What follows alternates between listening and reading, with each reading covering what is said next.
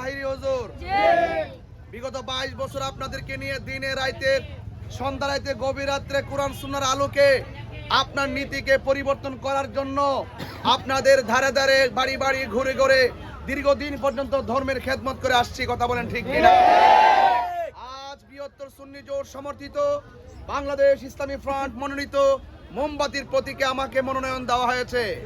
ইতিমধ্যে প্রচার প্রচারণার অংশ হিসাবে আজ পথসভায় বিনা নোটিশেই আজ আমি দুর্গাপুর বাজারে একটি প্রান্তে উপস্থিত হয়েছি।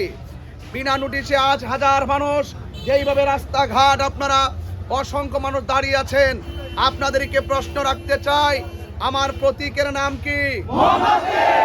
মোমবাতি নিজে জ্বলে অন্যকে আলোকিত করে, ঠিক কিনা? আমিও যদি আল্লাহর রহমতে আপনাদের দুয়ার সমর্থনে যদি চুনারুঘাট মাধবপুরে প্রতিনিধি হতে পারি, মোমবাতি যেমনই করে নিজে জ্বলে গলে নিঃশেষ হয়ে আরেকজনকে আলোকিত করে, নাসিরউদ্দিন শিপাশালা রহমাতুল্লাহ আলাইহির মাজারকে সামনে রেখে বলে দিয়ে যায়, আল্লাহ যদি আমাকে চুনারুঘাট মাটি ও মানুষের কল্যাণে মানবিক যোদ্ধা হয়ে কাজ করার সুযোগ দেয়, আপনাদের মহামূল্যবান ভোটে যদি আমি নির্বাচিত হতে পারি, তাহলে কথা দিয়ে যাচ্ছি, মোমবাতি যেমন করে নিজে গলে অন্যজনকে আলোকিত করে, ঠিক এমনভাবে আমি যদি আপনাদের প্রতিনিধি হতে পারি, আমার ঘাম জড়িয়ে আপনাদের সকলের হৃদয় এবং মানুষের রাস্তাঘাট, শিক্ষা প্রতিষ্ঠান, চিকিৎসা থেকে শুরু করে যত চাহিদাগুলো আছে সব কিছু পূরণ করে আপনার মনের ঘরকে আমি আলোকিত করব।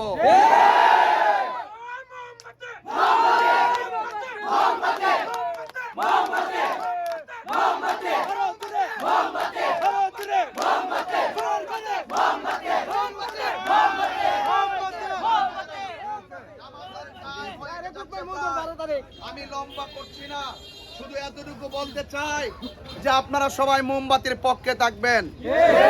শিক্ষা, স্বাস্থ্য, অবকাঠামো উন্নয়ন এইগুলো আমার কাছে চাইতে হবে না। আমি যেহেতু লেখাপড়া করেছি কিছুটা, আমি যেহেতু ধর্মীয় মূল্যবোধের আলোকে চলি, তাহলে আমি কথা দিয়ে যাচ্ছি দুর্গাপুর নাসিরউদ্দিন শিপাশালা রহমাতুল্লাহ আলাইহির মাজার শরীফ সামনে আমি কথা দিয়ে যাচ্ছি, আল্লাহ যদি আমাকে কবুল করে, রাষ্ট্রের 1 টাকা মাইরা খাওয়ার স্বপ্ন আমি দেখি না। বাজার ব্যবসায়ীদেরকে বলছি, বুকে হাত দিয়া বলেন, বাজার ব্যবসায়ীরা আপনারা বারবার যখন যে আসে আপনারা বারবার চাঁদাবাজদের খপ্পরে পড়েন। আমি পরিষ্কার কথা বলতে চাই, এই বাজার ব্যবসায়ী যারা আছেন, শত শত বাজার ব্যবসায়ী, আল্লাহ যদি আমাকে কবুল করে, আপনাদের ব্যবসা নির্বিঘ্নে করবেন, কোন চাঁদাবাজের জায়গা দুর্গাপুর হবে না। এবং পাশাপাশি সেটাও বলে দিয়ে যাচ্ছি, যা বলবো তাই করব।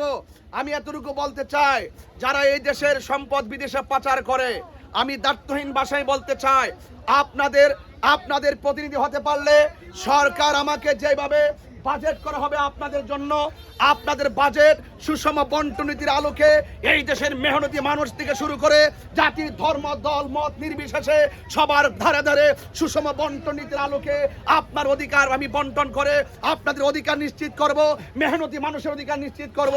চা শ্রমিকদের সাথে যেইভাবে অর্থনৈতিক বৈষম্য সৃষ্টি করা হয়েছে, এই বৈষম্য দূর করে চা শ্রমিকদের মুখে হাসি ফোটাবো। শ্রমিকদের সমস্যাগুলো স্থায়ীভাবে ইনশাআল্লাহ সমাধান করব।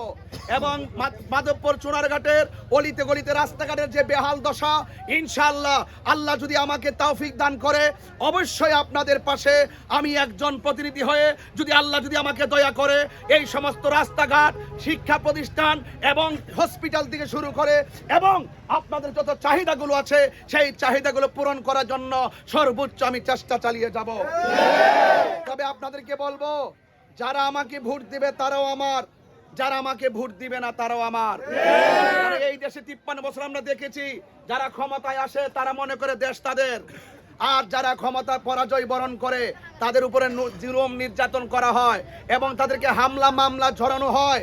আমি পরিষ্কার ভাষায় বলতে চাই, হামলা মামলার রাজনীতি বন্ধ করতে হবে, রক্তের রাজনীতি বন্ধ করতে হবে, খুনের রাজনীতি বন্ধ করতে হবে, গুমের রাজনীতি বন্ধ করতে হবে, ভালোবাসার রাজনীতি করতে হবে, সম্প্রীতির রাজনীতি করতে হবে, শান্তির রাজনীতি করতে হবে, কোরআন সুন্নাহর আলোকে আদর্শবান রাজনীতি করতে হবে। কথা বলেন ঠিক কিনা? আপনারা সবাই আমার জন্য দোয়া করবেন, বাড়িতে মা বোনদেরকে আমার সালাম দিবেন, আমার জন্য দোয়া করতে বলবেন এবং মোমবাতির প্রতীকে আপনারা মহামূল্যবান ভোট দিবেন। পরিষ্কার জয় হোক মানুষের, জয় হোক মেহনতি মানুষের, জয় হোক মোমবাতি প্রতীকের। আসসালামু আলাইকুম ওয়া রাহমাতুল্লাহি ওয়া বারাকাতুহু।